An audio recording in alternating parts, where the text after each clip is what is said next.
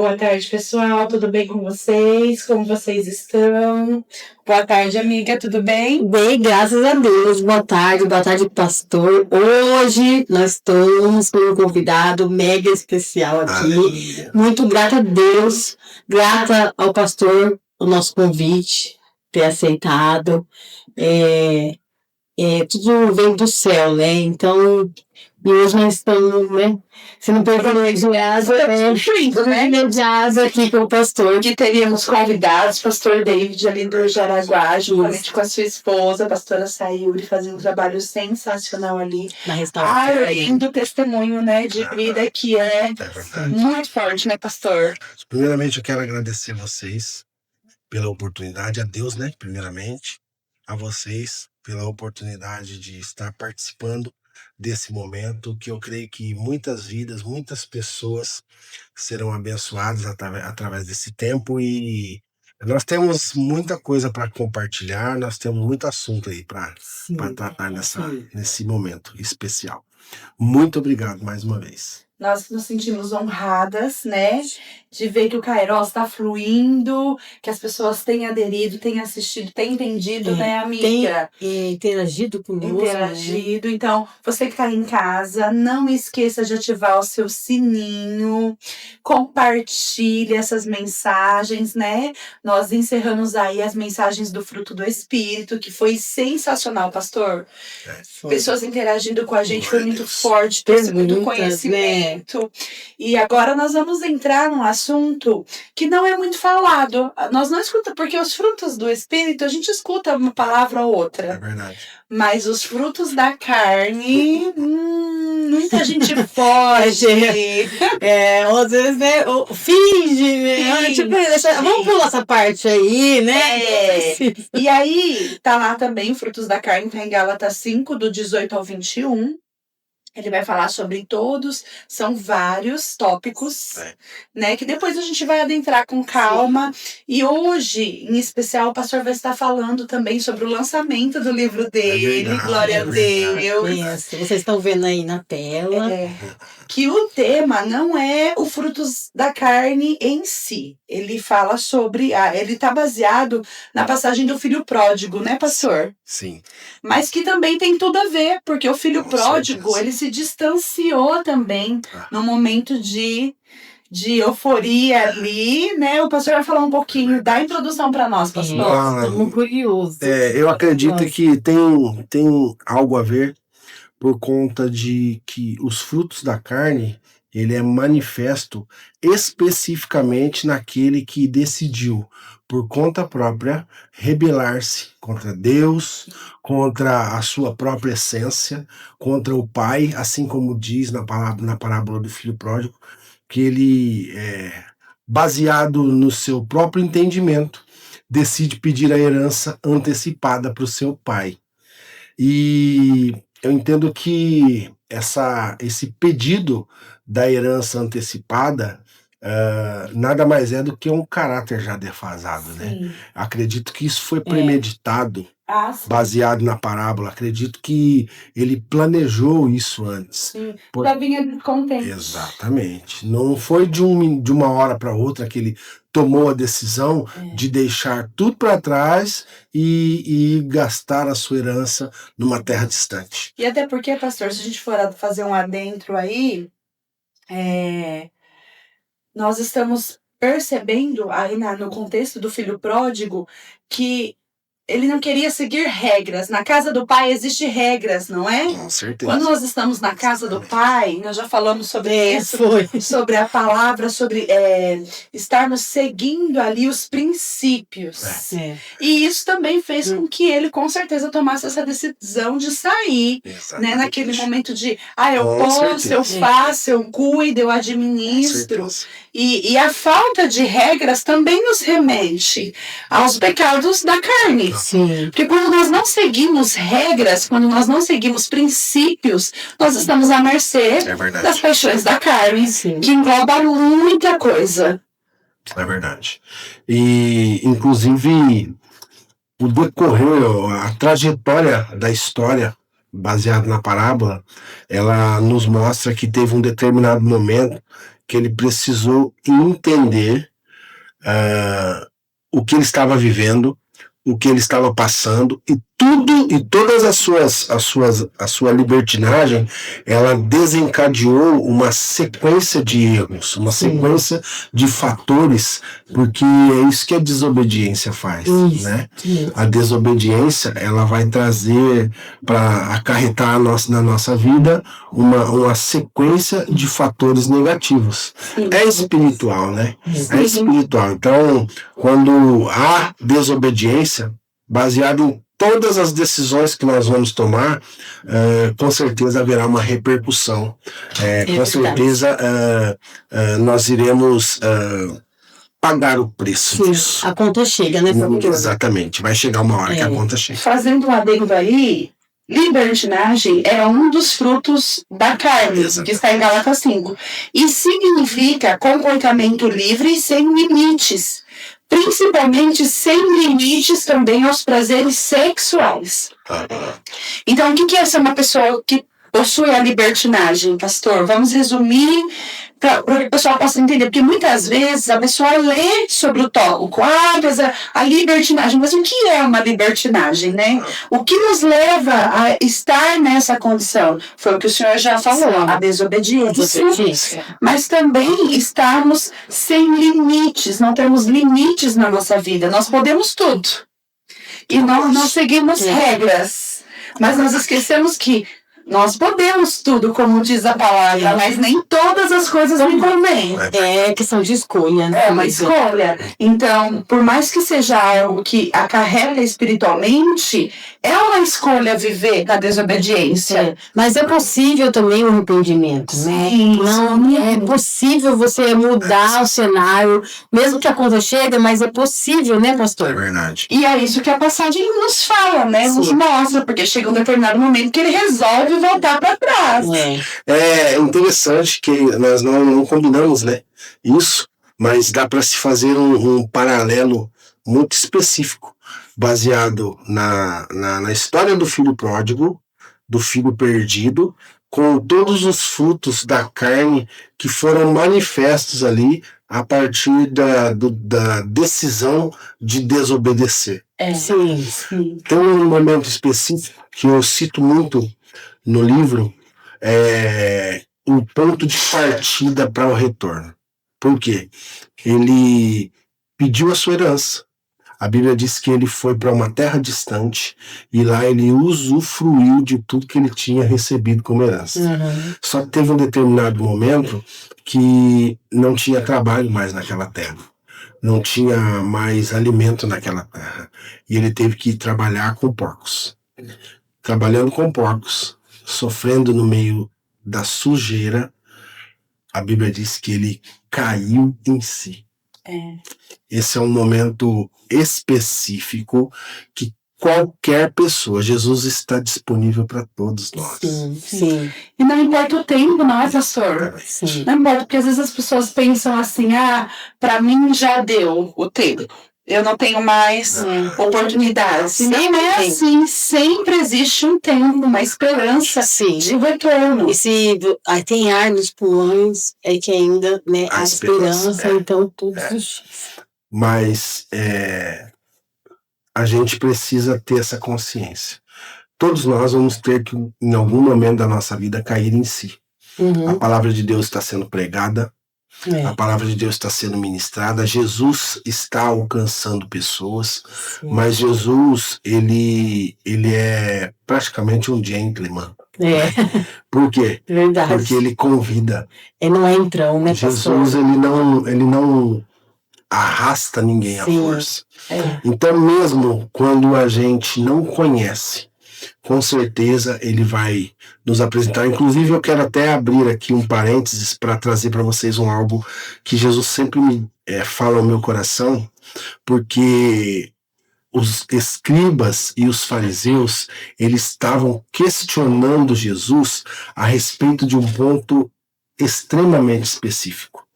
Jesus estava sendo questionado porque este se assentava com pecadores e com pessoas que talvez aos olhos deles, não tinham o direito de receber o amor e a graça de Deus. E aí, então, a Bíblia vai dizer que Jesus recitou uma parábola. Uma parábola. Nessa uma parábola, tem 3 histórias, que nada mais é do que o formato que Deus nos explica como Ele ama alguém.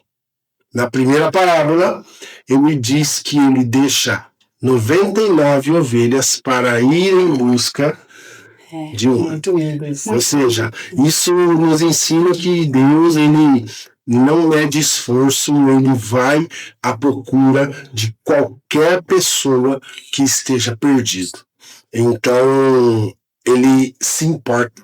Isso nos ensina que Ele se importa com qualquer um de nós. Para você que está ouvindo isso nessa tarde, você pode ser essa uma ovelha distante das 99. Na segunda história, ele fala de uma moeda que se perdeu e dessa forma, e nessa segunda história é diferente. Lembrando que esse texto está no capítulo 15 de Lucas, do Evangelho de Lucas. Na segunda história ele fala da dracma perdida, uma moeda que foi perdida dentro da casa. Aqui dá pra gente Uma chave, né? tirar muitas lições baseada na forma, lembrando que aqui nós estamos aprendendo a respeito de como Deus ama alguém, ou seja, acerca do amor de Deus. O amor de Deus ele é inexplicável, mas Jesus ele contou algumas ilustrações para que nós tenhamos pelo menos a ideia de como é esse amor.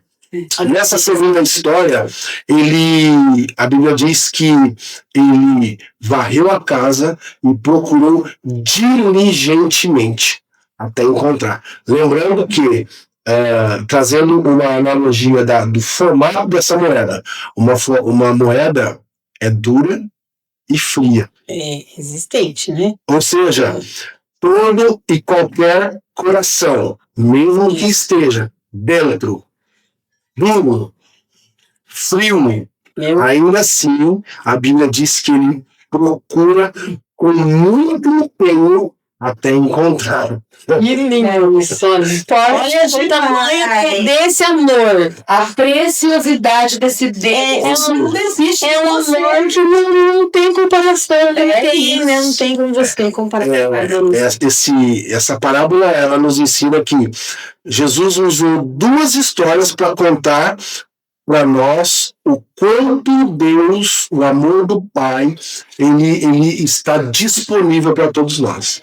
Na última parábola, ele fala a respeito do filho que se perdeu, usufruiu daquilo que ele tinha de direito fora da casa, num lugar distante, mas ao contrário das outras parábolas, o pai não foi atrás do filho. Ele precisou se arrepender, ele precisou cair em si, para que a partir daí ele iniciasse um processo de volta, um processo de retorno, que é a partir daí que eu começo a escrever o meu livro, para que, baseado nesse processo de retorno à casa, ele recebe braços abertos, portas abertas e o amor de um pai. Porque até mesmo, pastor, só tem mudança quando você tem o verdadeiro arrependimento, né? Porque se você não tem esse verdadeiro arrependimento, não vai ter mudança, né? Exatamente. Então, e olha que interessante, nós falamos aí sobre os frutos do Espírito, e a maioria deles, todos estão interligados e fala sobre ações. Exato. Que cai no filho pródigo. Ele teve que ter a ação. Não foi só o arrependimento em si. Me arrependi no coração, vou seguir minha vida. Que muitas vezes a pessoa pensa que é isso.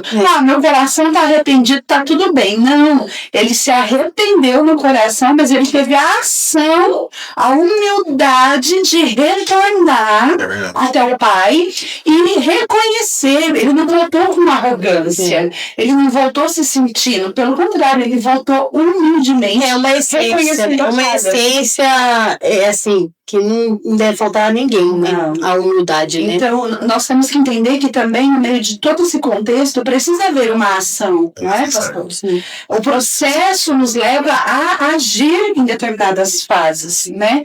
Porque é muito fácil dizermos, eu me arrependo, mas e a ação? Você demonstrar em ações que verdadeiramente o seu coração e as suas atitudes serem outras, estão arrependidas. Sim, com certeza. Muito forte, né?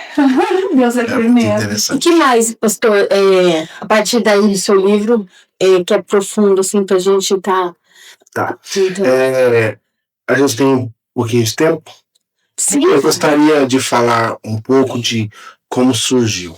sim. Como surgiu o Eu ia Acho que é importante até inicial. o senhor se apresentar, contar brevemente o seu histórico. Eu fiquei curiosa também saber como que teve, como Deus colocou no seu coração, com certeza não veio de homens, né? Não. Tudo vem de Deus, né? O projeto dele, e por isso que já deu certo devido ser dele. Então, essa é a minha pergunta mesmo, como que Deus plantou esse projeto no coração do pastor dele? Tudo começou quando um dia eu me deparei que estava perdido. Porque até o ponto de nós ter a consciência de estarmos perdidos, estar perdido, que eu quero dizer, é vivendo tudo isso que os frutos da carne está nos mostrando, baseado no texto de Gálatas, mas há uma cegueira, né? Sim. Na maioria das vezes, aquele que está perdido, ele não sabe que está perdido. É verdade. Então, o que aconteceu? Por muitos anos, eu vivi por muitos anos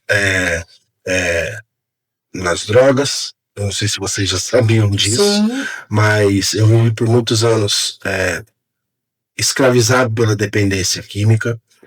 E aí, então, chegou um determinado momento, depois de muitos anos, que a decadência era constante.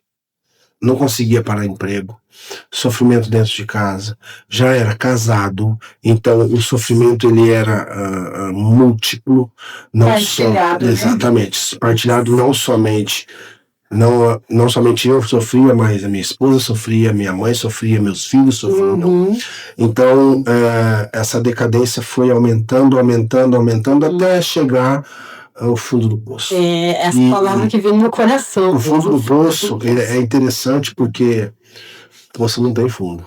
Não tem. Não tem fundo.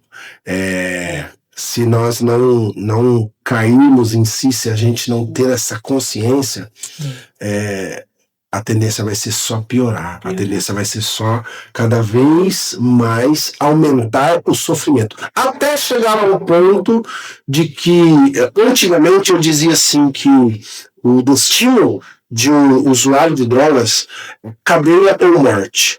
Hoje, nós podemos dizer que, em alguns casos, a cadeia é um alívio.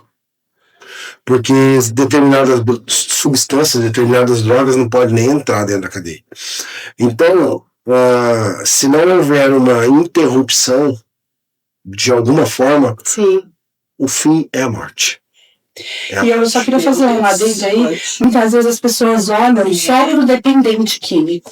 Mas o que o senhor falou foi muito interessante, pastor. Uma família inteira é devastada pelo vício. Não é só o dependente. Estudos dizem que 50 pessoas ao redor do dependente são atingidas. Então, todo dependente químico tem praticamente 50 pessoas ao seu redor sendo atingidas. Tanto mais próximas quanto mais distantes.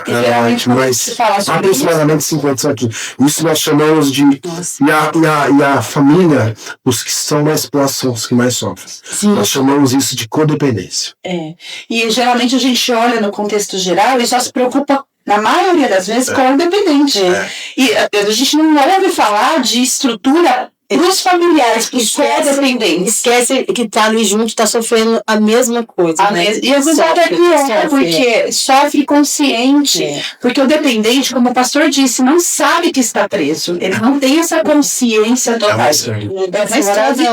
Mas quem está de fora Tá sofre vendo? consciente. Ele tá vendo mesmo que tá A dor da destruição, perda, né? da destruição. Tá enxergando mesmo que tá indo, porque o dependente em si, ele não vê que tá indo ladeira abaixo. Mas os codependentes, os familiares, eles percebem. E além de toda a fragilidade da situação, tem também a questão do perder, da morte. Mas, né? pastor, agora uma coisa que me deixou muito mais curiosa. É para isso que estamos aqui. Como, assim, de onde o senhor buscou força? Como o senhor deu essa virada de chave? Quando estava no fundo do poço. E assim, o fundo do poço para mim chegou mais de uma vez. Muitas vezes. Eu já cheguei a ter acidentes de moto, onde eu fiquei na UTI por vários dias. Eu já tive tentativa de suicídio.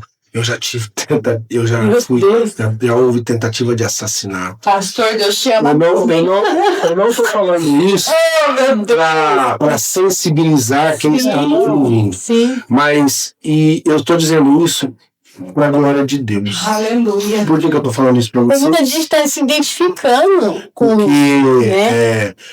tudo isso que aconteceu comigo é para glorificar o nome de Jesus. É para que pessoas como vocês, como nós, cremos que Jesus pode reverter em qualquer quadro. Porque hoje, infelizmente, nós estamos vivendo um tempo, nós estamos vivendo uma geração em que quanto mais o tempo passa, mais as pessoas não acreditam naquilo que Jesus é capaz de fazer. E a Bíblia nos alertou sobre isso. A Bíblia diz que naqueles dias o amor de muitos esfriaria. Então, quanto mais o tempo passa, menos as pessoas vão acreditar em pessoas. Até porque não é sobre pessoas, é sobre o amor e a misericórdia de Deus. É isso que aconteceu comigo, porque eu mesmo já não acreditava mais na reversão do meu quadro. Eu mesmo já pedia a minha morte. A minha esposa pedia para que Deus fizesse alguma coisa para que esse quadro fosse revertido. Então, assim, né? Já jogou a toalha, quando fala, né? De verdade, não tenho vergonha de dizer que eu já tinha jogado a toalha. Eu acreditava que para mim não tinha mais solução. E nessa eu acredito que às vezes até a esposa também, por mais fé que tiver, Senhor, faça o que for melhor. Você já chega num ponto, né? Que assim, Senhor, se for para não reverter a situação, então leva. Exatamente. Não é? Então, assim, após muito tempo, depois de muitas tentativas, eu passei por tratamento de dependência química 7 vezes. Meu Deus! Sete comigo dependência! Jesus está esperando passar por processo. Isso! A gente acha que não faz sentido. Na hora que você começa a ligar, agora a família é 7 vezes mais. E é interessante a gente falar sobre isso, sabe por quê? Porque as pessoas, principalmente quem está se deparando com essa situação, agora, se deparando com uma situação nova na vida, tanto os familiares quanto até mesmo, talvez, o próprio dependente, a libertação é um processo. Sim. E o processo de libertação, ele é diferente para cada um de nós. O que Deus fez para alcançar a sua vida, Paty, é diferente do que Deus fez para alcançar a sua, Vanessa. O que Deus fez para alcançar o seu filho é diferente do que Deus fez para alcançar o seu esposo. E cada um de nós temos uma personalidade, temos um histórico, nós temos culturas diferentes, entendeu? Famílias diferentes. Então, para alguns, talvez vai ser assim, ó. Para outros, talvez vai demorar 38 anos, como aquele homem que ficou parado de frente ao poço de Betesda. Cada um tem um processo. Cada um tem um processo. Apesar de todos, acho que saiu do mesmo lamaçal, né? Porque ninguém é perfeito. Pecado é pecado. São listas todos nós, Deus do lado e somos restituídos. Isso, nós não somos a diferença do pecado do pastor com um mais leve, não existe isso. Não existe isso. Mas o que importa é como Deus trabalha, né? Para nos resgatar, né? Então, após esses 7, como eu estava dizendo, após essas 7 tentativas, vamos dizer assim, o tratamento ele dura 6 meses. Na maioria dos tratamentos que eu permaneci, que eu fui, eu não permanecia por muito tempo. Então, o que acontecia? Passava-se, por exemplo, eu ficava 3 meses, aí passava mais um ano, não tinha surtido efeito, Sim. as coisas pioravam, passava como se eu tivesse para baixar a poeira, vamos dizer assim. Passava um período, as coisas amenizavam um pouco, daqui a pouco se agravavam ainda mais, e aí vem uma outra questão. A dependência química ela é gradativa, ou seja, quanto mais o tempo passava, mais o consumo, maior o consumo, mais drástica ficava a minha vida no caso. Então, assim, até que chegou um determinado momento, é interessante a sua pergunta, porque chegou um determinado momento que eu me encontrei, eu me lembro como se fosse hoje, eu me encontrei num barraco, numa comunidade carente da cidade, deitado entre cachorros, literalmente, dividindo um pedaço de colchão e embriagado e alcoolizado. Ali naquele lugar eu fiquei por mais ou menos uns 15 dias. Eu não saía de lá de dentro, nem para comer. E ali eu pedi a Jesus que me matasse. Eu falei para Jesus, ô Senhor, me tira dessa vida, ou o Senhor me tira a vida, porque eu não aguento mais. Naquela madrugada, algo me impulsionou para que eu fosse em busca de ajuda mais uma vez. Eu saí de madrugada daquele lugar, passei por vários lugares perguntando, porque eu tinha ouvido falar de um lugar, de uma comunidade terapêutica, e eu perguntava para postos de gasolina que estava aberto, onde eu passava, farmácias, enfim, até chegar numa estrada de terra que eu caminhei literalmente 21 quilômetros, onde eu cheguei no Esquadrão da Vida. A força veio de Deus, né? Deus. Ele que te conduziu, né? Quando eu cheguei naquele lugar, conversei com as pessoas que estavam lá, eles me instruíram. Eu estava debilitado, eu estava sem me alimentar, ainda sob efeitos da substância, do álcool e outras drogas, enfim. Eles me deram um pedaço de pão, um copo com chá, e disseram que não era assim que funcionava, que não dava para me receber daquela forma. E o responsável pelo local me disse que se eu voltasse para a cidade e procurasse ajuda na instituição governamental, na repartição pública que tomava conta dessa área, se eu dissesse que eu tinha chegado lá, ele ia dar um jeito de me buscar. Eu retornei de a pé. 21 quilômetros. Detalhe, né? Aí eu tive que correr contra o tempo. Eu tive que correr contra o tempo, porque eu acho que era mais ou menos umas 3 horas da tarde, e fechava às 5 horas da tarde a instituição. Voltei. Quando eu cheguei naquele lugar, conversei com a assistente social, ela ligou lá, o rapaz mandou um carro para me buscar, fui pro tratamento e fiquei lá por 9 meses. Inclusive, dentro desse processo, depois que eu fui pro tratamento, depois de 15 dias eu decidi ir embora. E fui. Aí aconteceu mais uma vez, num quartinho, drogado, decidi retornar, só que assim, a segunda vez que eu retornei, ninguém mais acreditava. Até as pessoas que acreditavam na transformação já não acreditavam mais, porque eu estava voltando ali pela segunda vez. Sim. E aí então eu, baseado em muito propósito de Deus mesmo. Aconteceu coisas ali dentro que eu fui tratado verdadeiramente, de dentro para fora. E ali eu tive um encontro verdadeiro com Jesus.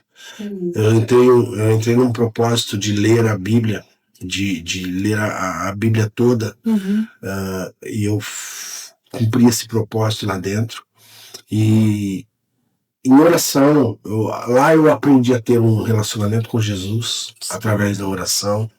Lá eu entendi que Jesus, ele responde às nossas orações. Teve um dia que eu tinha muita dificuldade, porque permanecer em um programa de tratamento é difícil, não é fácil. Sim.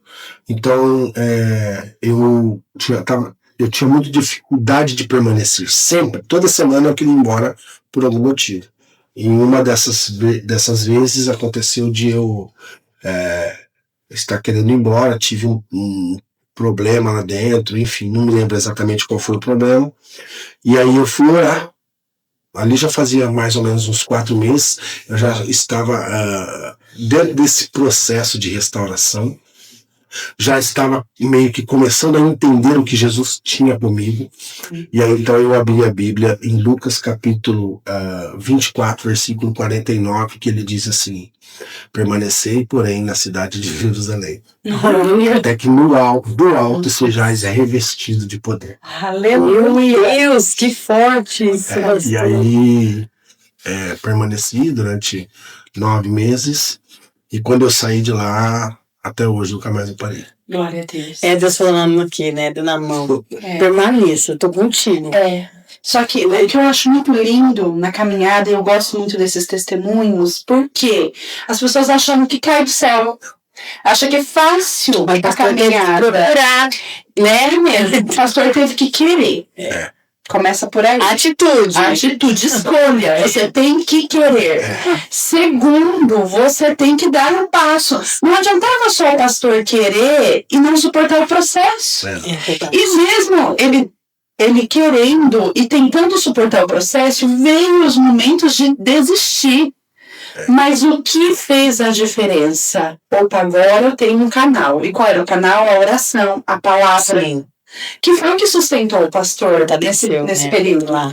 Então, a gente vê que está tudo embasado no quê? Na palavra, na busca. A gente tem que querer, mas também tem que agir.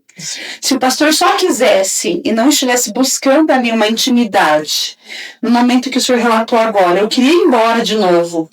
4 meses eu queria ir embora. Muitas vezes. Se o pastor não tivesse ido ouvir o que Deus queria, ele teria ido embora mais uma vez.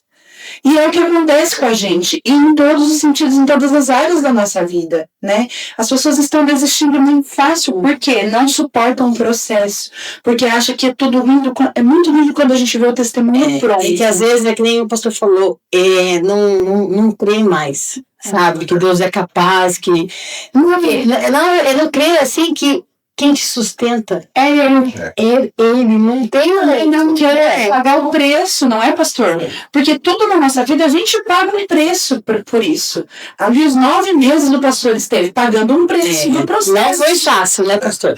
A nossa pastorinha Renata, ela tem uma frase que parece até um jargão, mas é muito verdadeiro. Ela fala sempre assim, que para suportar o processo,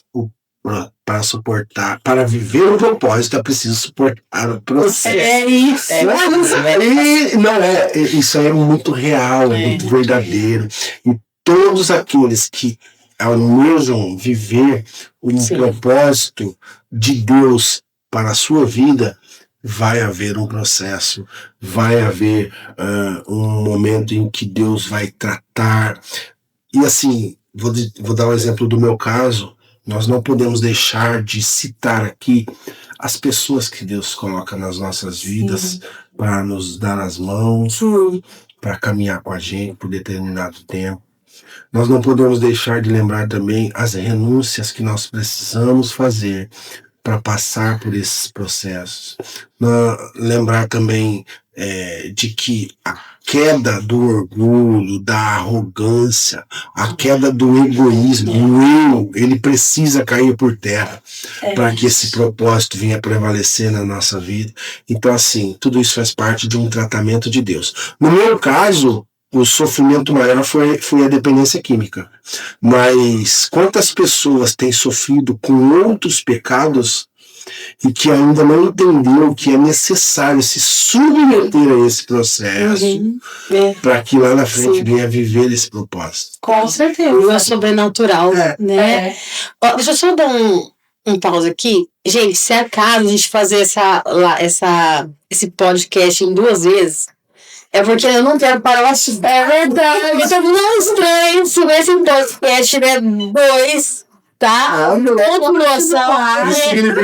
Sabe, Deus não quer que para, porque muitas vidas vão ser alcançadas e não só alcançadas, Deus transformadas É aquilo. pelo testemunho do pastor. Eu falo, Só pra... é sensacional, porque falar da palavra é fácil, pastor. Muito fácil. A gente fala, tem que fazer isso, tem que falar aquilo, ora, busca. Mas quando a gente ouve alguém que realmente tem uma trajetória improvável, né? Totalmente improvável. Você consegue pensar sobre isso? Você que está ouvindo, Carta viva, né? o pastor era totalmente improvável. A planilha, ele mesmo disse, as pessoas que acreditavam já não estavam acreditando mais. É verdade. Uma carta quase morta. Mas agora é muito viva. Muito viva. E taca fogo no inferno, gente. Isso não tem noção. Existia um fôlego ali de vida. Eu vou fazer um adendo aqui do que aconteceu na última semana, nessas últimas semanas. Uma pessoa, usaram o termo que caiu ali nas Nações de um hospital. Sim. Certo. E eu penso que, com certeza, ela deveria estar nessa situação. Não existe mais saída para mim. Já cheguei no fundo do poço. É verdade. Nós queremos dizer aqui para você. Existe. Não desista. Procure no lugar certo. Busque ajuda. Busque pessoas. Né? Peça a Deus para te direcionar alguém, para te dar a mão e caminhar com você. Porque existe sim. Tenha humildade, peça ajuda, porque a gente precisa de pessoas, a gente não consegue viver sozinho. Pega essa chave. A gente Deus usa pessoas para colocar do nosso lado, para dar a mão. Então, não ande sozinho. Não ande sozinho, para começar, né? E o Espírito Santo está soprando aqui, ó. Você pode dizer assim, mas Deus não falou comigo ainda, eu não ouvi. Para o pastor ouvir a voz de Deus, ele teve que pedir. Não foi, pastor? A oração dele foi, Jesus, ou me leva, ou me tira. Então, peça para o Pai. Peça para Ele, porque eu tenho certeza, é comprovado na palavra, no testemunho, Ele vai te ouvir e vai te direcionar. Às vezes, amiga, Deus já até falou, mas a distração é tanta que a pessoa que não viu, porque o Pai sempre tá lá do ladinho, né? E às vezes já falou, mas a pessoa não viu. É isso. Então, se parar um pouquinho para pensar, aquela atitude daquela pessoa, ou aquela que te fez, te ofereceu ajuda, às vezes é o próprio Deus colocando, e você não viu, né? É isso. Verdade. Meu Deus, é muito forte, né? Muito tremendo. E aí, nós temos aí o pastor, hoje quantos anos já livre, pastor? Para a glória do Senhor, estamos partindo para 15 anos. 15 anos, Deus. Glória a Deus. Mas é um processo bem interessante. E eu posso contar um pouco de como começou o meu ministério? Sim, deve. Pode não, deve. Porque é um progresso, né, nessa história. Porque dentro desse processo de tratamento, para mim tudo aquilo era novo. Para mim aquilo tudo era diferente. Eu nunca tinha me deparado com a realidade da dependência química. Porque tinha pessoas lá dentro que faziam aquilo com amor. Tinha pessoas lá dentro que, mesmo às vezes, uma pessoa, um acolhido que estava passando pelo processo e que ainda não tinha entendido, às vezes arrogante, às vezes orgulhoso, às vezes desrespeitoso, e aquelas pessoas tratavam aquilo com sabedoria, com paciência. Porque é difícil ter paciência. Hoje eu trabalho na área e eu posso dizer isso com propriedade, o quanto é difícil ter paciência com pessoas. Por quê? Porque a nossa paciência é limitada. É isso. É verdade. Entendeu? Então, assim, eu aprendi dentro daquele processo que havia a possibilidade, ou Deus levantou pessoas com esse dom maravilhoso de amar outras pessoas. E aquilo me encantou. Aquilo me chamou muita atenção. Agora, aquele que chegou arrogante, prepotente, eu era uma pessoa muito arrogante, muito prepotente, egoísta, pelo fato de eu não ter sido criado com o pai, eu não gostava muito de me aproximar de homens. Homens para mim era sinônimo de ameaça. Então, para autodefesa, eu preferia ser agressivo, até mesmo com palavras. E tudo isso foi sendo tratado dentro desse processo. Deus foi quebrando. E agora, então, eu, maravilhado com tudo aquilo, e sem saber o que eu poderia fazer, uma vez eu fiz um voto com Deus. Que se ele me retirasse daquele lugar, se Jesus me libertasse totalmente de tudo aquilo que eu estava escravizado, eu jamais negaria nada do que ele me pedisse. Meu Deus. É um voto muito perigoso. É muito forte. A partir dali, Deus começou, eu comecei a ler a Bíblia e as palavras saltavam aos meus olhos. As frases, eu comecei a ficar maravilhado com a palavra de Deus, e aí então eu queria aprender mais. Chegou um determinado momento que eu ouvi um pastor me contar, ele me contou uma história mais ou menos assim. Ele era seminarista, e dentro do curso de teologia na fazenda onde ele fazia esse seminário, existia um momento em que ele precisava preparar uma mensagem, fazer um esboço de uma mensagem. E eu tinha o hábito de escrever tudo que eu estava recebendo de revelação de Jesus, que inclusive tem mensagens que eu escrevi naquele tempo que eu não preguei até hoje. Isso é muito bom. Aí, o que aconteceu? Ele me contou que dentro do seminário, ele precisaria preparar uma mensagem e ele tinha que treinar essa mensagem. Era um exercício de oratória. E aí ele disse que ele foi pro campo, pro pasto, e começou a falar aquilo que ele tinha preparado para os animais. Olha só. Os beirões estavam. Mas que isso não vai fazer pra mim de saudável. Olha, Deus tá falando com o pastor. Eu vou chegar lá. Deus fala também. Aí o que aconteceu? Eu ouvi aquilo, tá bom, passou um tempo, passou um mês, 2 meses, sei lá, e eu nunca tinha esquecido daquilo. Aí eu tive uma ideia. Eu vou preparar uma também. Mas aí o que acontecia? Lá era mais de 70 pessoas. O que eu lancei comigo? Eu falei assim, eu vou escrever, vou lá pro fundo, lá pra baixo da chácara, ninguém vai me ver, e eu vou tentar falar. Tentar falar. Mas essas pessoas... Eu nunca tinha... Não, pra ninguém. Exatamente. Mas sabe o Flávio? Sabe o Flávio também tinha? Mas sabe o... Eu fui querer fazer o jogo e fui. Mesmo que ele me postou. Aí o que aconteceu? Eu escrevi, só que assim, eu nunca tinha falado de Bíblia. Nunca tinha falado do amor de Jesus. Sim. E eu não queria que ninguém soubesse, porque pra mim ainda aquilo era loucura. Aí eu fui pra lá pro pasto e comecei a falar pros bois. Sim. E aí, só que eu fazia isso todo dia. E dentro da palavra, tinha um texto que me pegava muito, que é quando Deus conversava com Adão na viração do dia. Alguns teólogos dizem que era no entardecer. E eu fazia isso toda tardezinha. Eu ia num lugar específico orar, e aí eu começava a falar com os animais. Aquilo que eu tinha escrito na madrugada passada que eu tinha orado. Não contente, eu encontrei um clarão no meio de uma mata, dentro da chácara que nós estávamos em tratamento. Eu construí uma igreja. Eu fiz igreja assim, de madeira, enfincada na terra, fiz um púlpito, e eu levava a minha Bíblia, e eu pegava aquele papel que eu tinha escrito, e eu começava a falar ali, mas não para os animais, só para mim. Sim. Eu comecei a fazer isso todo dia nesse horário.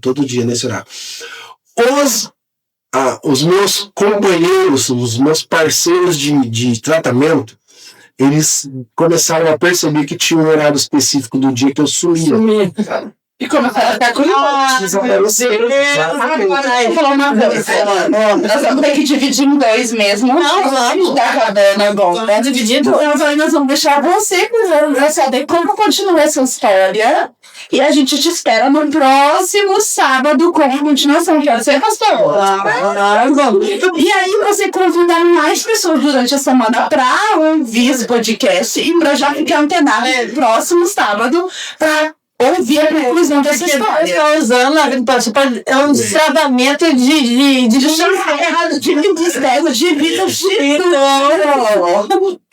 Então é isso. Então só tem que continuar. Dá um de né? Nós paramos vai ser quentinho. Só pra te deixar aí com um gostinho de quero mais. Adoro isso, né?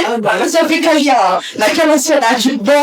Olha, não chega o sábado logo, não chega o sábado logo, não é? Verdade.